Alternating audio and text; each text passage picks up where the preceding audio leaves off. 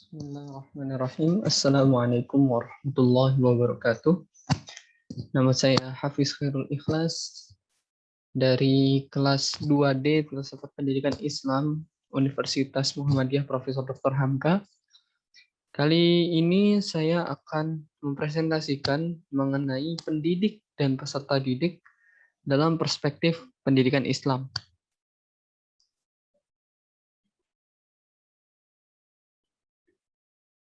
Menurut Undang-Undang Republik Indonesia Nomor 20 Tahun 2003 tentang Sistem Pendidikan Nasional, Pasal 1, pendidikan adalah usaha sadar dan terencana untuk mewujudkan suasana belajar dan proses pembelajaran agar peserta didik secara aktif mengembangkan dirinya untuk memiliki kekuatan spiritual, keagamaan, pengendalian diri, kepribadian, kecerdasan, akhlak mulia, serta keterampilan yang diperlukan dirinya, masyarakat, bangsa, dan negara.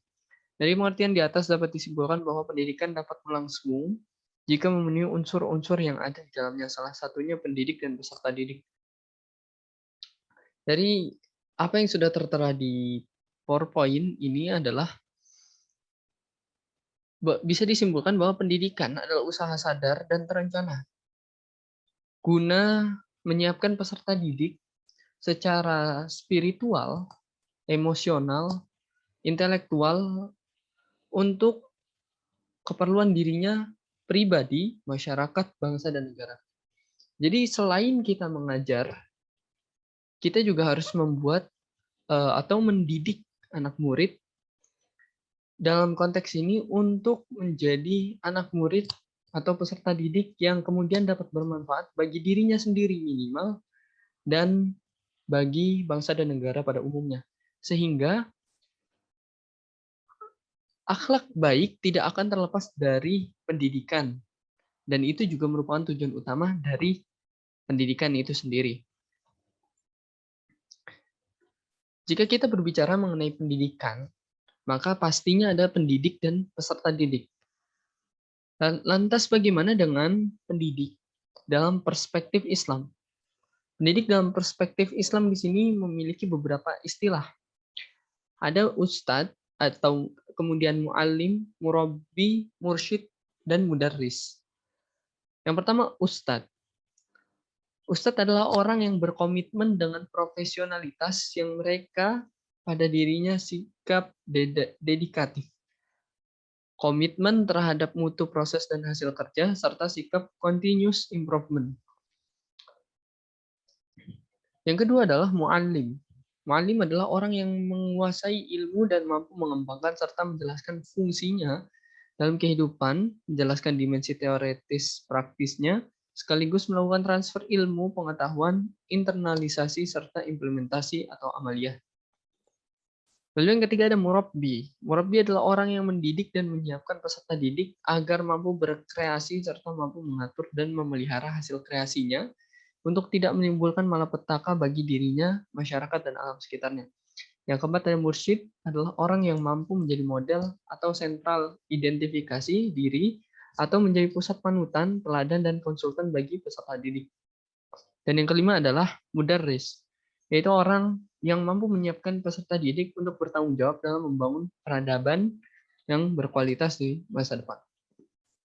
Secara garis besar, istilah-istilah tersebut merujuk pada suatu hal yang sama, yaitu tidak hanya sekedar memberikan ilmu pengetahuan, tetapi juga menggiring atau mendidik peserta didik untuk dapat berkreasi, untuk dapat berakhlak mulia, dan mengimplementasikan apa yang sudah diajarkan kepadanya. Sehingga pendidik dalam perspektif Islam ini bukanlah robot yang ditugaskan hanya untuk memberikan ilmu-ilmu yang dia punya, tetapi guru atau pendidik di sini memiliki tugas lain, yaitu menjadi pembimbing akhlak atau menjadi pendidik di mana akhlak peserta didik menjadi tanggung jawab bagi pendidik, di mana tugas pendidik tidak lain dan tidak bukan adalah memberikan ilmu pengetahuan serta mengimprove akhlak dari peserta didik. Sehingga pendidik bertanggung jawab penuh terhadap akhlak peserta didik. Secara terminologi, para pakar menggunakan rumusan yang berbeda tentang pendidik. Atiyah Al-Abrashi menyatakan bahwa pendidik adalah spiritual father atau bapak rohani bagi murid. Dialah yang memberikan santapan jiwa dengan ilmu pendidikan, akhlak, dan membenarkannya. Yang kedua ada Mahmud Khalifah dan Usamah Kutub yang menyatakan bahwa pendidik adalah orang yang bersamudrakan ilmu pengetahuan. Dia adalah cahaya yang menerangi kehidupan manusia. Dia adalah musuh kebodohan dan menghapus kejahiliahan. Dia juga yang mencerdaskan akal dan mencerahkan akhlak. Sedangkan pendidik dalam perspektif pendidikan Islam adalah orang-orang yang bertanggung jawab terhadap perkembangan seluruh potensi peserta didik, baik potensi kognitif, afektif, maupun psikomotorik sesuai dengan nilai-nilai ajaran Islam. Dapat kita simpulkan bahwa apa yang diajarkan guru atau pendidik kepada peserta didik memang adalah ilmu yang mereka miliki. Tetapi selain itu mereka juga bertanggung jawab penuh terhadap akhlak peserta didik. Namun yang paling penting adalah ketika guru atau pendidik mengajarkan ilmu yang mereka miliki dan juga guru mendidik akhlak para peserta didik, hal tersebut harus berlandaskan kepada nilai-nilai ajaran Islam.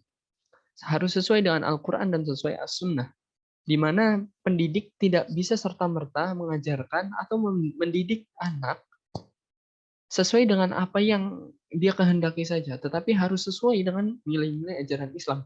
Karena ini berkaitan dengan pendidikan Islam. Sehingga apapun itu bentuknya, mau pendidikan akademik, non-akademik, pendidikan spiritual, emosional, pendidikan akhlak, dan lainnya, itu harus merujuk kepada nilai-nilai ajaran Islam yang berdasarkan atau bersumber pada Al-Quran dan As-Sunnah. Lalu ada jenis pendidik. Pendidik dalam pendidikan Islam ada beberapa macam. Yang pertama adalah Allah Subhanahu wa Ta'ala. Di dalam Al-Quran surah Al-Baqarah, Allah Subhanahu wa Ta'ala berfirman, "Wa'allama Adam al-asma'a kullaha, thumma 'aradahum 'alal malaikati faqala anbi'uni bi asma'i haula'i in kuntum shadiqin." Dan dia mengajarkan kepada Adam nama-nama benda-benda seluruhnya. Kemudian mengemukakan kepada para malaikat lalu berfirman, sebutkanlah kepadaku nama benda-benda itu jika kamu memang benar-benar orang yang benar. Dalam Al-Quran surah Al-Baqarah ayat 31. Kemudian sabda Rasulullah SAW yang artinya Tuhanku telah adabani, mendidikku sehingga menjadi baiklah pendidikanku. Di sini pendidik yang pertama adalah Allah Subhanahu wa Ta'ala. Kenapa seperti itu? Sudah bisa dipastikan bahwasannya sumber dari segala ilmu adalah Allah Subhanahu wa Ta'ala. Apa yang kita kerjakan hari ini merupakan implementasi dari pengetahuan-pengetahuan yang kita dapati dari guru kita, yang guru kita mendapatinya dari gurunya lagi, dan gurunya tersebut mendapatinya terus sampai kepada orang-orang yang melakukan awal dari peradaban manusia yang berkembang pesat sekarang. Dan itu tidak lepas dari peranan Nabi Muhammad SAW dalam memberantas kebodohan. Dan Nabi Muhammad SAW juga merupakan pelajar atau peserta didik dari Allah Subhanahu Wa Taala. Sehingga jika kita mau merujuk bahwasannya ilmu yang Allah berikan ini, ilmu yang kita gunakan saat ini adalah ilmunya Allah. Tetapi kita tidak diajarkan langsung oleh Allah, namun dengan perantara guru kita. Maka dari itu, segala macam ilmu bersumber dari Allah Subhanahu Wa Taala. Lalu yang kedua adalah Nabi Muhammad SAW. Nabi sendiri mengidentifikasikan dirinya sebagai muallim atau pendidik. Nabi sebagai penerima wahyu Al-Quran yang bertugas menyampaikan petunjuk-petunjuk dan mengajarkannya kepada umat manusia. Hal ini pada intinya menegaskan bahwa kedudukan Nabi sebagai pendidik ditunjuk langsung oleh Allah Subhanahu wa Ta'ala. Seperti yang sudah disebutkan sebelumnya bahwasannya kita bisa pintar atau bisa cerdas itu karena guru kita yang mengajarkannya. Tetapi guru kita pun belajar kepada gurunya. Dan gurunya pun belajar lagi kepada gurunya. Hingga mereka belajar kepada orang-orang yang dianggap pintar pada zaman dahulu. Mungkin Nikola Tesla atau sejenisnya, atau teman-teman yang lainnya, Albert Einstein dan yang lainnya. Namun itu semua tidak lepas dari peran Nabi Muhammad SAW yang mengajarkan kepada umatnya bagaimana cara tentang apa yang harus mereka lakukan. Seperti sabda Rasulullah, mohon maaf, seperti firman Allah Subhanahu Wa Taala yang diwahyukan kepada Rasulullah, Iqra bismi rabbikal ladzi khalaq, di mana Allah Subhanahu Wa Taala mewahyukan bahwa Nabi Muhammad ini untuk membaca. Itu artinya adalah Nabi Muhammad sendiri berasal atau ilmunya berasal dari Allah Subhanahu Wa Taala, sehingga pintarnya kita saat ini tidak lepas dari peranan Nabi Muhammad SAW dalam menyampaikan wahyu dari Allah Subhanahu Wa Taala. Lalu yang ketiga adalah orang tua. Peran orang tua juga tidak bisa kita abaikan, karena sesungguhnya orang tua adalah uh, orang yang pertama kali kita lihat dalam kehidupan kita. Dan bagaimana sabda Rasulullah, ibu itu adalah madrasah. Madrasah yang pertama adalah ibu, sehingga pendidik di sini yaitu orang tua, tidak hanya ibu, memiliki peran besar. Peran besar dalam perkembangan peserta didik. Kemudian guru. Nah, inilah yang terakhir. Guru adalah figur manusia yang diharapkan kehadiran dan perannya dalam pendidikan, sebagai sumber yang menempati posisi itu dan memegang peranan penting dalam pendidikan. Dalam Al-Quran surah An-Nisa ayat 58 yang artinya sesungguhnya Allah menyuruh kamu menyampaikan amanat kepada yang berhak menerimanya, dan menyuruh kamu apabila menetapkan hukum di antara manusia supaya kamu menetapkan dengan adil. Sesungguhnya Allah memberi pengajaran yang sebaik-baiknya kepada kamu. Sesungguhnya Allah Maha mendengar lagi Maha melihat. Bisa kita simpulkan dari hal yang sudah kita bahas tadi, jenis pendidikan yang pertama Allah Subhanahu Wa Taala. Kenapa? Karena sumber dari segala ilmu adalah dari Allah Subhanahu Wa Taala. Kemudian Nabi Muhammad SAW karena beliaulah yang menyampaikan wahyu dari Allah Subhanahu Wa Taala.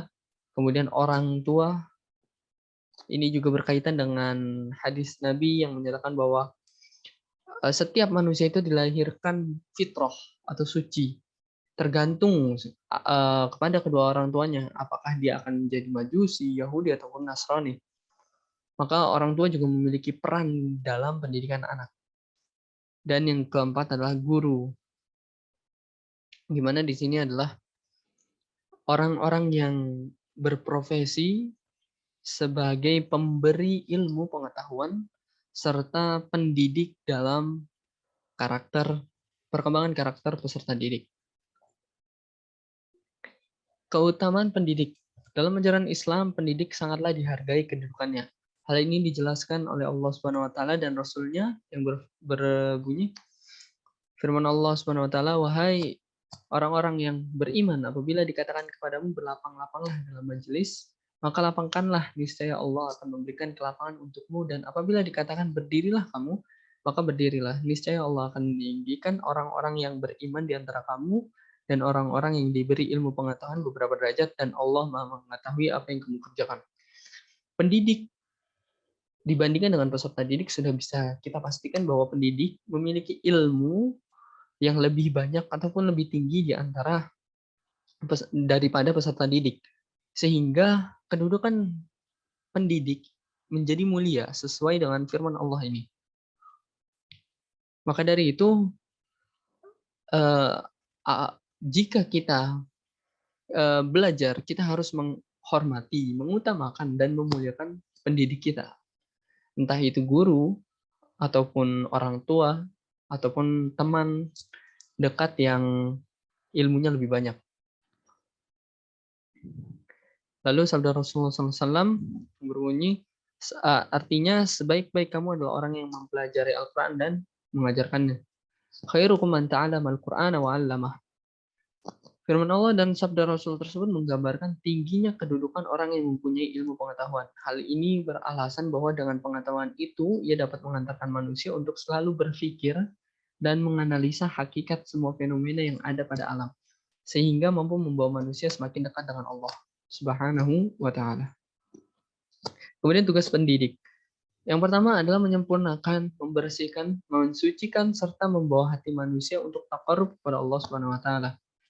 Teman-teman, jika kita melihat pendidikan di luar sana, entah itu di pendidikan barat ataupun di mana, banyak orang-orang atau banyak sistem pendidikan yang di mana pendidik hanyalah orang yang ditugaskan untuk memberikan ilmu pengetahuan, sehingga dia tidak memiliki tempat untuk mengatur kehidupan beragama dan kehidupan bersosialnya. Bedanya dengan pendidikan Islam, di mana tugas pendidik yang pertama adalah menyempurnakan, membersihkan, mensucikan, serta membawa hati manusia untuk taqarrub kepada Allah. Sangat berbeda, sangat kontras, di mana guru atau pendidik tidak hanya menyentuh ranah pengetahuan saja, tetapi juga menyentuh ranah kolbun atau hati peserta didik. Sehingga ketika peserta didik belajar secara bersih hatinya, kemudian suci jiwanya, maka dapat dipastikan bahwa nantinya ilmu yang akan ia dapati dapat digunakan untuk kepentingan-kepentingan yang dimana diperintahkan oleh Allah Subhanahu wa Ta'ala. Karena banyak kita lihat ada orang-orang yang pintar secara pengetahuan, namun kepintarannya tersebut malah membawa musibah bagi orang lain. Contohnya orang-orang yang pintar dan duduk di kursi pejabat, kemudian mereka melakukan korupsi sehingga merugikan banyak orang. Hal ini disebabkan karena ketika mereka belajar, mereka tidak membersihkan hati mereka. Sehingga ketika mereka sudah mendapatkan pengetahuan, pengetahuannya hanya digunakan untuk menyelesaikan atau memenuhi hawa nafsunya saja. Lalu tugas pendidik yang kedua adalah mengkomunikasikan pengetahuan. Seperti tugas pendidik pada umumnya, yaitu memberikan pengetahuan, mengkomunikasikan pengetahuan. Dan mengkomunikasikan pengetahuan ini adalah di mana bagian yang sangat umum bagi pendidik dimanapun. Mau di barat kah, di timur, ataupun di Indonesia sendiri, pastinya tugas pendidik adalah mengkomunikasikan pengetahuan dengan baik. Sehingga nanti jangan sampai ada guru yang tidak dapat mengkomunikasikan pengetahuannya atau sulit untuk berkomunikasi dalam menjelaskan materi yang diajarkan. Lalu tugas yang pendidik yang ketiga adalah menjadi model dalam bidang studi yang diajarkannya. Jika seseorang pendidik itu kita ambil contoh dalam pendidikan Islam, di mana seorang pendidik yang mengajarkan pendidikan Islam berbicara mengenai sholat, berbicara mengenai wudhu, maka pendidik tersebut harus menjadi contoh, menjadi model. Apakah benar apa yang ia sampaikan di dalam kelas sesuai dengan apa yang ia kerjakan? Lalu yang keempat, menjadi model sebagai pribadi. Apakah ia berdisiplin, cermat, berpikir, mencintai anak didiknya? Tidak berbeda jauh, namun berbeda ranah. Tetap menjadi sebagai model, tetapi dalam karakter pribadi. Jika guru yang mengajar sering telat, maka kebanyakan siswa akan berdalih, bapak itu saja telat atau ibu itu saja telat, berarti saya boleh. Inilah yang menjadi amunisi bagi para pendidik di luar sana, sehingga pendidik akhirnya tidak dapat mengontrol peserta didiknya dengan baik. Sifat yang harus dimiliki pendidik. Yang pertama adalah zuhud, yaitu tidak mengutamakan materi dan mengajar karena menjadi keridhaan dari Allah Subhanahu wa Ta'ala. Hal ini sering disalahpahami, yaitu walaupun tidak mengejar materi dan mengejar keridhaan Allah Subhanahu wa Ta'ala, tetapi bukan semata-mata kita kemudian mengejar dan tidak mendapatkan gaji, itu hal yang berbeda. Kita mengajar memang tidak mencari materi, tetapi gaji adalah hak yang kita harus peroleh. dan kewajiban yang harus diberikan kepada kita. Lalu yang kedua adalah memiliki jiwa yang bersih. Bagaimana bisa kita membersihkan jiwa seseorang apabila jiwa kita sendiri pun kotor? Itu. Kemudian ikhlas dalam melaksanakan tugasnya. Yang keempat, pemaaf. Yang kelima, dapat menempatkan diri sebagai bapak atau ibu sebelum ia menjadi seorang guru. Ya, atau mencintai murid sebagaimana ia mencintai anaknya, memikirkan keadaan muridnya sebagaimana ia memikirkan keadaan anaknya sendiri. Yang keenam, mengetahui bakat, minat, tabiat, dan watak murid-muridnya. Yang ketujuh, menguasai bidang studi yang akan diajarkannya. Nah, jangan sampai nanti ketika kita belajar 8 semester sebagai pendidik atau guru agama Islam, kemudian kita keluar dari universitas dan mengajarkan fisika. Ini ya adalah hal yang tidak profesional. Lalu kewajiban pendidik. Menurut Imam Al-Ghazali, beberapa kewajiban pendidik yang harus diperhatikan yakni pertama, harus menaruh rasa kasih sayang terhadap murid, memperlakukannya mereka seperti perlakuan anak kita sendiri. Rasulullah SAW bersabda, sesungguhnya saya bagi kamu adalah ibarat bapak dan anak. Bapak dengan anak. Sudah dijelaskan sebelumnya, yaitu di mana pendidik wajib memberikan kasih sayangnya seperti ia memberikan kasih sayangnya kepada anaknya sendiri. Dan disinilah peranan hati dalam pendidikan. Berbeda dengan pendidikan di luar sana yang dimana tugas pendidik hanya mengajarkan. Maka dari itu sangat kontras dan mungkin tidak bisa kita terapkan pada pendidikan Islam apabila guru atau pendidik hanya mengajarkan pengetahuan saja. Yang kedua, tidak mengharapkan balasan jasa ataupun ucapan terima kasih, tetapi bermaksud mengejar itu mencari keridhaan Allah dan mendekatkan diri kepadanya. Yang ketiga, memberikan nasihat kepada murid pada tiap kesempatan, bahkan gunakan setiap kesempatan untuk menasihatinya. Yang keempat, mencegah murid dan dari segala sesuatu akhlak yang tidak baik dengan jalan sindiran jika mungkin, dan jangan dengan cara terus terang, dengan cara halus, dan jangan dengan cara atau jangan mencela. Yang kelima, supaya diperhatikan tingkat akal pikiran anak-anak dan berbicara dengan mereka menurut kadar akalnya, dan jangan disampaikan sesuatu yang melebihi tingkat daya tangkapnya agar ia tidak lari dari pelajaran. Ringkasnya, bicara dengan bahasa mereka.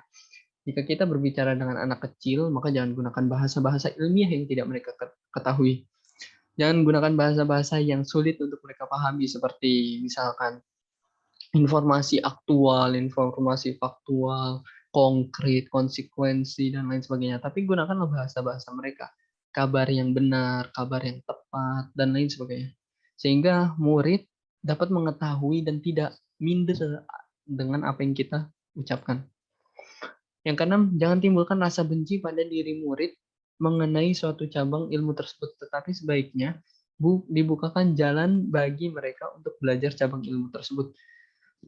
Sebaiknya kepada murid yang masih di bawah umur diberikan pelajaran yang jelas dan pantas buat dia, dan tidak perlu disebutkan kepadanya akan rahasia-rahasia yang terkandung dari sesuatu, hingga tidak menjadi dingin kemampuan dan gelisah pikirannya. Yang kedelapan, sang guru harus mengamalkan ilmunya dan jangan berlain kata dengan perbuatan. Allah Subhanahu wa taala berfirman, amat besar kebencian di sisi Allah bahwa kamu mengatakan apa-apa yang tidak kamu kerjakan. Di antaranya karakter guru muslim adalah ruhiyah dan akhlakiyah, yaitu berkaitan dengan beriman kepada Allah dan melakukan perintah-perintahnya. Yang kedua, asas dan penopang guru dalam mengajar adalah untuk menyebarkan ilmu dan merangkuh pahala akhirat. Yang ketiga, tidak emosional dalam artian tidak selalu marah, kemudian tidak bersikap yang tidak baik gitu kan, dan lain sebagainya. Yang keempat, rasional. Sifat seperti pandai, mampu untuk menyelesaikan permasalahan dengan baik, cerdas, dan cekatan serta kuat daya ingatnya. Yang kelima, sosial. Yang termasuk dalam sifat ini adalah menjalin hubungan baik dengan orang lain, baik di kala senang maupun susah, khususnya dengan orang-orang yang bertanggung jawab dalam dunia pendidikan. Yang keenam, fisik yang sehat. Yang dimaksud dengan sifat ini adalah kesehatan badan, ketangkasan tubuh, dan keindahan fisik. Ketujuh, profesi. Yang termasuk dengan sifat ini adalah keinginan dan kecintaan yang tulus untuk mengajar, serta yakin atas manfaat dari pengabdiannya terhadap masyarakat. Selanjutnya ada peserta didik dalam perspektif Islam. Dalam bahasa Arab setidaknya ada 3 istilah yang menunjukkan makna peserta didik, yaitu murid, at-tilmidz, dan at-talib. Murid berasal dari kata aroda yuridu irodatan, muridan, yang berarti orang yang menginginkan. Peserta didik adalah orang yang menghendaki agar mendapatkan ilmu pengetahuan, keterampilan, pengalaman, dan kepribadian yang baik untuk bekal hidupnya agar ia berbahagia di dunia dan akhirat dengan jalan belajar yang sungguh-sungguh. Sedangkan at-tilmidz tidak memiliki akar kata dan berarti pelajar.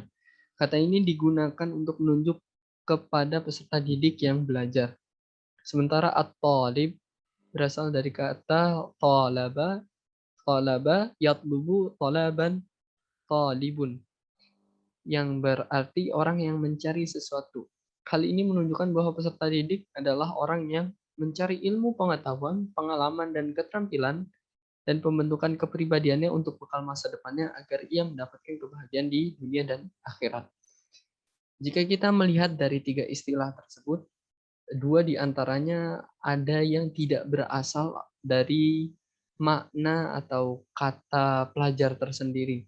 Ada yang berasal dari kata aroda, yuridu iradatan muridan, yang berarti orang yang menginginkan, dan ada juga yang berasal dari kata tolaba, yatlubu tolaban tolibun, yang berarti orang yang mencari sesuatu. Ini menunjukkan bahwa peserta didik dalam perspektif Islam ini memiliki nilai, sangat memiliki nilai. Bagaimana seorang peserta didik diberikan label atau memiliki filosofis yang sangat mendalam. Dia diberikan label sebagai orang yang menginginkan. Sehingga dalam proses menginginkan ilmunya itu harus disertai dengan berbagai aspek yang harus dia penuhi sehingga dia dapat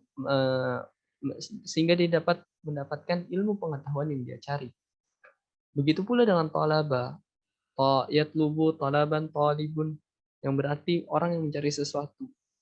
Ini juga memiliki dasar yang sangat mendalam, memiliki makna yang sangat mendalam, bagaimana Islam menilai pencari ilmu bukanlah orang yang hanya duduk di kelas dan mendengarkan ceramah guru, tetapi dia yang memiliki keinginan, kemudian dia mencari ilmu pengetahuan tersebut dengan jalan yang baik, dengan hati yang suci, dan dengan penuh kesungguhan, maka dia akan mendapatkan ilmu tersebut. Itulah makna peserta didik dalam perspektif Islam. Sehingga peserta didik dalam perspektif Islam ini memiliki nilai tersendiri. Karena dia memiliki nilai tersendiri, maka peserta didik pun juga berpengaruh dalam perkembangan ilmu pengetahuan pada dirinya.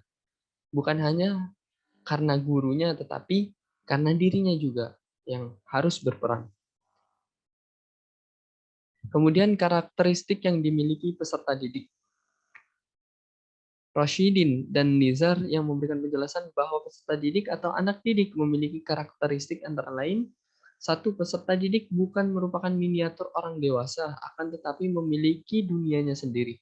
Hal ini sangat penting untuk dipahami agar pelakuan terhadap mereka dalam proses belajar mengajar tidak disamakan dengan pendidikan dewasa, baik dalam aspek metode, materi, sumber bahan, dan lain sebagainya.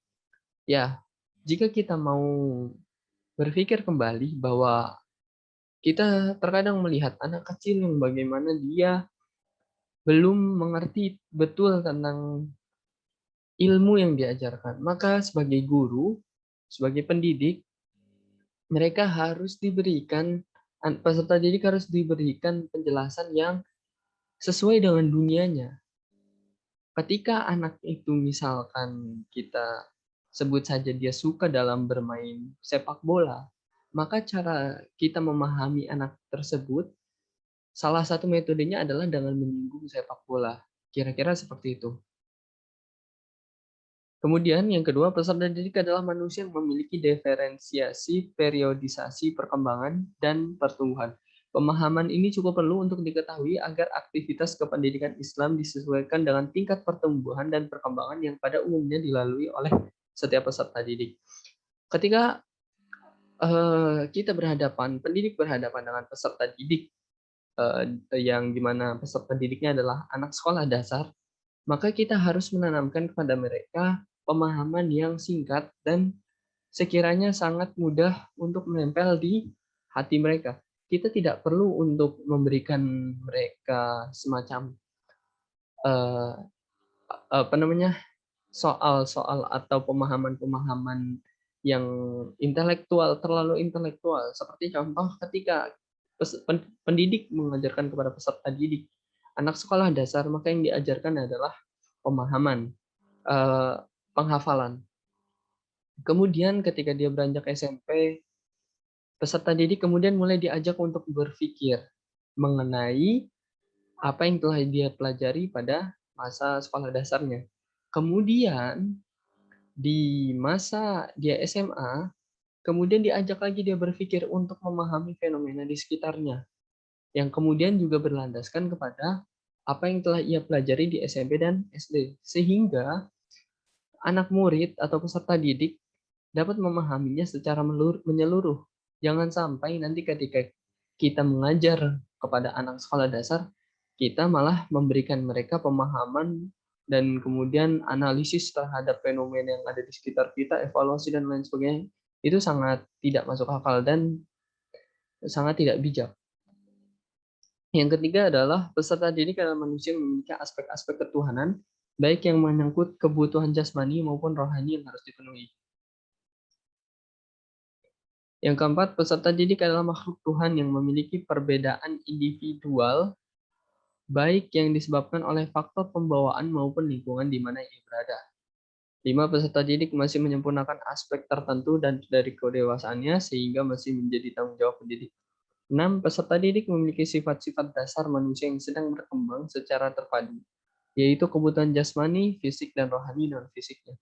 Peserta didik adalah manusia yang memiliki potensi atau fitrah yang dapat dikembangkan secara dinamis. Itu adalah karakteristik dari peserta didik.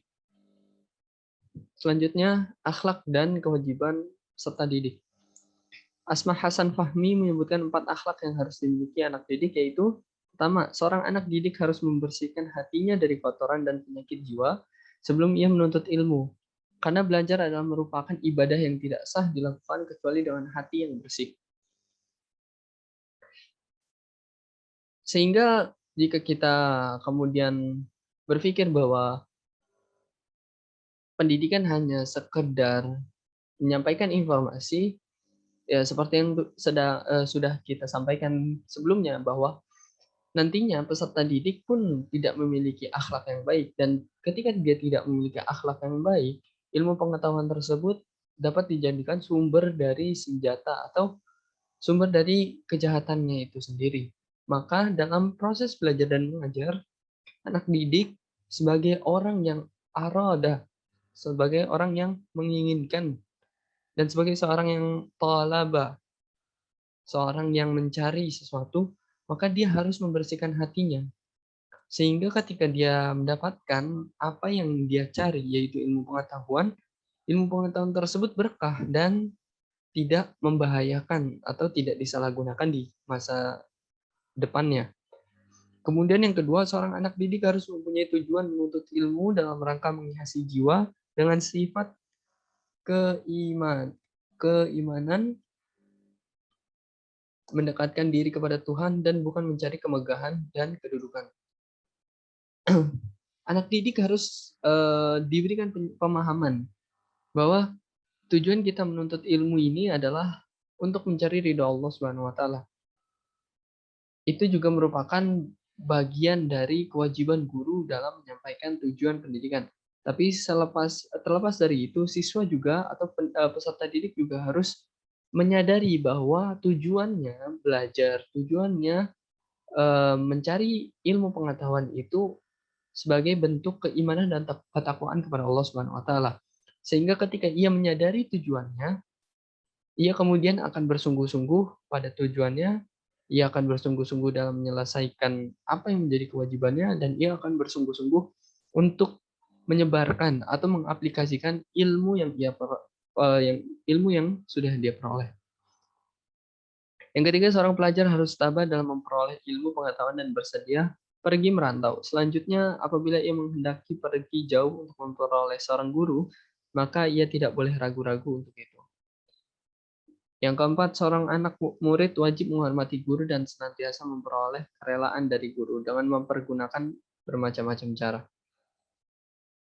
Ya, jika kita melihat kembali bahwa guru adalah sumber ilmu, dan ilmu kita ini tidak terlepas dari pendidikan dari guru, sehingga kita harus memiliki akhlak, sehingga kita harus bersikap yang baik dan memperoleh keridhaan dari guru agar guru memberikan ilmunya kepada kita secara ridho, dengan ikhlas, dengan rela, sehingga ilmu tersebut akan menjadi ilmu yang berkah dalam perspektif pendidikan Islam.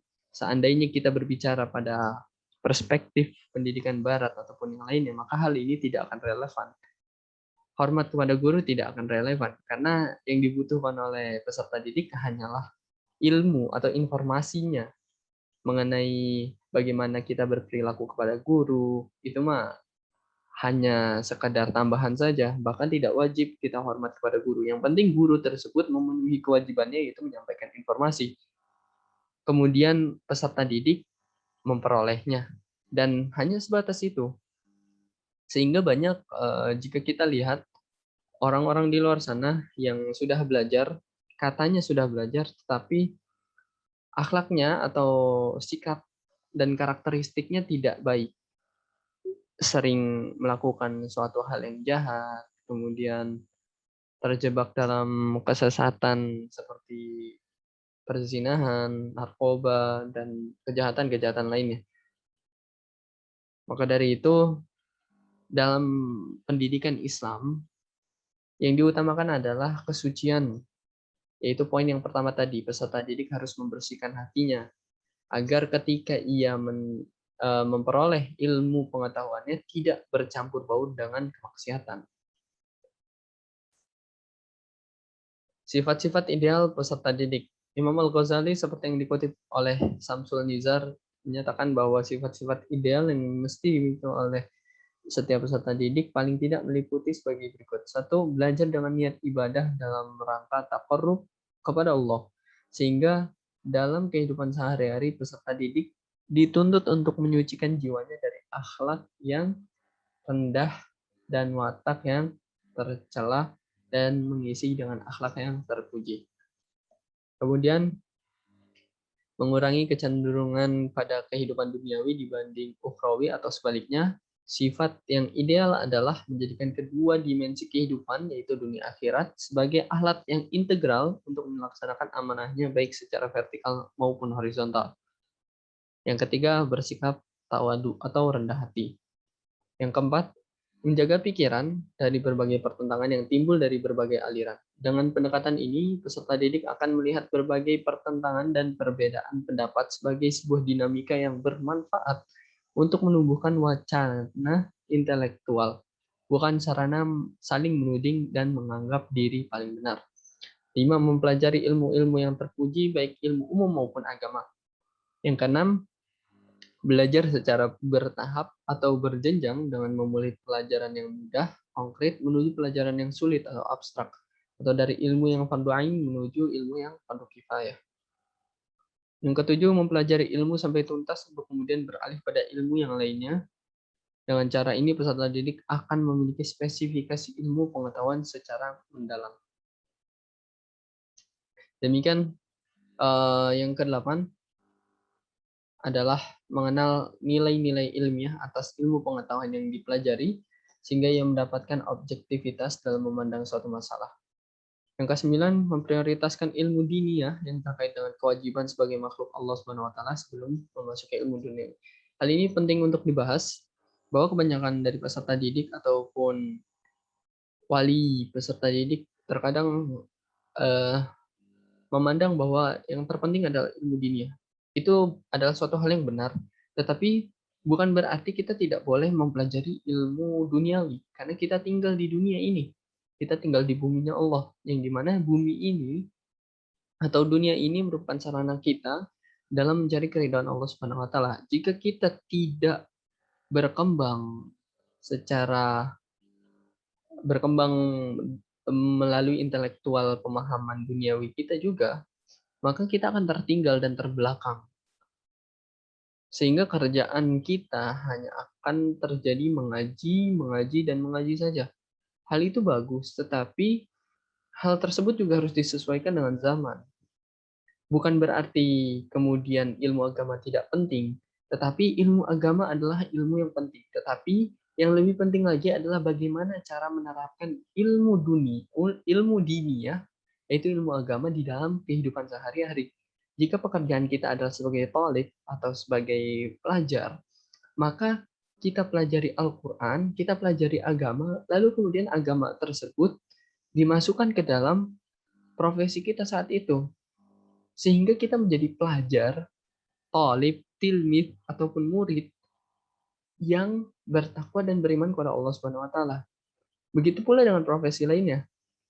Jika ada seorang dokter, maka prioritaskan dulu ilmu-ilmu diniyah, apalagi yang terkait dengan kewajiban kita sebagai makhluk Allah. Contohnya ilmu diniyah yang terkait dengan kewajiban kita adalah sholat, puasa, zakat, haji, kemudian umroh, yang lain sebagainya. Kemudian ilmu-ilmu agama tersebut kemudian diterapkan juga dalam profesi kita. Sehingga nantinya tidak ada tumpang tindih. Dan begitu pula ilmu diniyah akan mengontrol apa yang kita lakukan. Sehingga kita tidak menjadi seorang yang ahli dalam sebuah profesi, namun kita memiliki sifat-sifat jahat di profesi tersebut.